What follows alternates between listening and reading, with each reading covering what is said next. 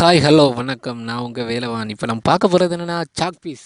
அதாவது chalk piece விரும்பி சாப்பிடக்கூடிய, அதாவது நிறைய பெண்கள், நிறைய குழந்தைகள் விரும்பி சாப்பிடக்கூடிய சாக் பீஸ்.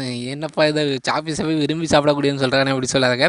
நிறைய பேர் அந்த மாதிரி தான் இருக்காங்க. ஸ்லேட் பென்சிலு, சாக் பீஸ் இந்த மாதிரிலாம் விரும்பி சாப்பிடக்கூடிய பொருட்களாக இருக்குது நிறைய பெண்களுக்கும் குழந்தைகளுக்கும்.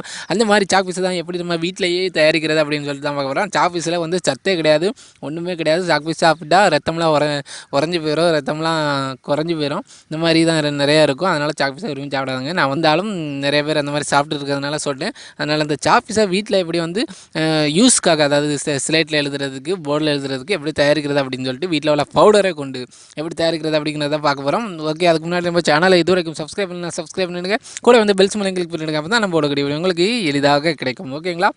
சாக் பீஸ் தயாரிக்கும் விதத்தை பார்ப்போம். ஒரு A4 சீட்டை எடுத்துக்கிடுங்க. அப்படியே ஸ்லோவாக தான் சொல்லுவேன், ரொம்ப ஈஸியாக புரியும் உங்களுக்கு. ஒரு A4 சீட்டை அப்படியே எடுத்து அந்த சாக் பீஸ் லென்த்து எவ்வளவோ அந்த அளவுக்கு ஒரு கட்டிங் போட்டுக்கிடுங்க. A4 சீட்டை பாதியே. அதுக்கு மேலே வந்து நம்ம செலோ டேப், பெரிய செலோ டேப், அதாவது 1, 2, 2.5 இன்ச்சு செலோ டேப் வாங்கிட்டு ஒட்டுங்க. ஏன்னா பெரிய செலோ டேப் தான் ஒரே டைமில் ஒட்டுறதுக்கு ஈஸியாக இருக்கும். இல்லைனா ஃபுல்லாக ஒட்டணும், அது 2-3 டைமில் ஒட்டணும். ஓகேங்களா? இது ஒரே டைம் 2 டைம்லேயும் முடிஞ்சு போயிடும். இப்போ பாருங்கள், அந்த A4 சீட்டை வெட்டிட்டு அதுக்கு மேலே வந்து செலோ டேப் வச்சு ஒட்டுறேன். இப்போ ஒட்டது எதுக்காக அப்படின்னு சொன்னேன்னா, சாக் பீஸை வந்து நம்ம வந்து கரைச்சி ஊற்றும் போது இந்த பேப்பரில் ஒட்டாமல் இருக்கிறதுக்கு. இப்போது நம்ம வந்து செலோ டேப்பை ஒட்டியாச்சு. இப்போ நம்ம அதை வந்து ரவுண்டு பண்ணுறோம். ஓகேங்களா? சாக் பீஸ் எப்படி இருக்குமோ அதே மாதிரி ரவுண்டு பண்ணுறோம். எப்படி ரவுண்டு பண்ணணும்? அந்த செலோ டேப் ஒட்டின சைடு உள்பக்கம் வர மாதிரி ரவுண்ட் பண்ணணும். ஓகேங்களா? அதுக்கு மேலேயும் செலோ டேப் வச்சு ஒட்டி விட்ருங்க. இப்போ அந்த ரவுண்டு பட்டிட்டு மேலேயும் செலோ டேப் வச்சு ஒட்டி விட்ருங்க. கீழேயும் அடியிலையும் செலோ டேப் வச்சு ஒட்ட வேண்டியது இருக்கும். பாருங்கள், நான் 2 சாக் பீஸு உங்களுக்கு வந்து செய்கிறதுக்காக காமிக்கிறேன். அந்த 2 சாக் பீஸையும் ஒட்டியாச்சு. ஓகேங்களா? இப்போ அடியிலையும் செலோ டேப் வச்சு ஒட்டி விட்ருங்க. பாருங்கள், இந்த மாதிரி ஒட்டி விடுங்க. இது ரொம்ப ஈஸிங்க. உங்களுக்கு வந்து இது ஈஸி. வீட்டில் உள்ள எந்த பவுடராக இருந்தாலும், முகத்துக்கு போடுற பவுடர் எந்த பவுடராக இருந்தாலும் அதை வச்சு செஞ்சிடலாம். அதுக்குன்னு திருநீரை வச்சு செய்யணும்னு நினைக்கிறாங்க. திருநீரை வச்சு செஞ்சால் எழுதாது ஒழுங்கா. ஓகேங்களா? பவுடர் வச்சு தான் செய்ய முடியும். பவுடர் வச்சு செஞ்சால் தான் எழுதும். ஓகேங்களா? இப்போ வந்து நான் ஒரு நாய்ஸில் அந்த வேர்க்குரு பவுடரை எடுத்துருக்கேன். வேர்க்குரு பவுடரை எடுத்துகிட்டு அதில் வந்து வாட்டர் மிக்ஸ் பண்ணுறேன்.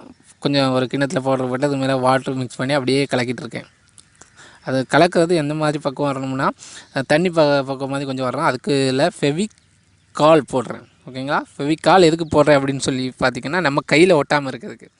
இப்போ நம்ம சும்மா நார்மல் பவுடர்னால் கையில் ஒட்டிட்டு நடக்கும். இந்த ஃபெவிகால் போட்டால் கையில் ஒட்டாது. ஓகேங்களா? இப்போ நான் செஞ்சு வச்ச அந்த குடுவையில், அந்த பேப்பர் குடுவையில் இதை நான் வந்து ஊற்றுறேன். இந்த மாவு கலக்கி வச்ச மாவு மிக்ஸை ஊற்றுறேன். ஓகேங்களா? பவுடர் மிக்ஸ் இது அப்படியே வந்து நான் வந்து உள்ளே ஃபுல்லாக ஊற்றுறேன். ஊற்றிட்டு சும்மா மேலே அப்படியே ஷேப் பண்ணி விட்றேன். ஷேப் பண்ணி விட்டுட்டு 2வது அந்த ஷேப்லேயும் நான் வந்து இந்த பவுடரு மிக்ஸை ஊற்றுறேன். ஊற்றிட்டு ஷேப் பண்ணி விட்டு கொஞ்சம் நேரம் கழித்து காஞ்சதுக்கப்புறம் எடுக்கிறேன். காஞ்சதுக்கப்புறம் எடுத்துகிட்டு என்ன பண்ணுறேன் அப்படின்னா, நான் ஒட்டி வச்சுருந்த செலோ டேப்பெல்லாம் பிரித்து அதுக்கு மேலே இருக்க அந்த பேப்பரெல்லாம் வெட்டி எடுக்கிறேன். ஓகேங்களா? பாருங்கள், ஈஸியாக தான் இருக்கும். அந்த பேப்பர்லாம் ஒரு லைட்டாக ஒரு இடத்துல வெட்டி எடுத்தால் போதும், ஈஸியாக வந்துடும். ஏன்னா நம்ம வந்து உள்ள செலோ டேப் ஒட்டி வச்சுருக்கிறதுனால அந்த பேப்பரில் ஒட்டாமல் ஈஸியாக வந்துடும். அதுக்கு தான் நான் செலோ டேப் போட்ட சொன்னது. இல்லைனா செலோ டேப் போட்ட சொல்லிருக்க மாட்டேன். இப்போ பாருங்கள், 2 சாக் பீஸ் ரெடி. இதை நான் வந்து எழுதி காமிக்கிறேன் பாருங்கள். Wow, super! போர்டில் எழுதக்கூடிய சாக் பீஸ் ரெடி. ஓகேங்களா? அருமையாக இருக்குல்ல, ரொம்ப ஈஸியாக இருக்குல்ல. வீட்டில் இந்த மாதிரி தான் சாக் பீஸ் செஞ்சு நீங்கள் வந்து பயனடைங்க. ஓகேங்களா? இது மாதிரி நல்ல வீடியோக்கள் தெரிஞ்சுன்னா நம்ம சேனலை மறுபடியும் சப்ஸ்கிரைப் பண்ணி வச்சுருங்க. பெல் ஐக்கானை கிளிக் பண்ணி வச்சுருங்க. உங்கள் ஃப்ரெண்ட்ஸுக்கு இது பிடிச்சிருந்தா ஷேர் பண்ணுங்கள். நம்ம சேனலை உலகம் பூரா கொண்டு போக. ஓகேவா? உங்களிடமிருந்து விடைபெறுவது வேலவன். தேங்க்யூ.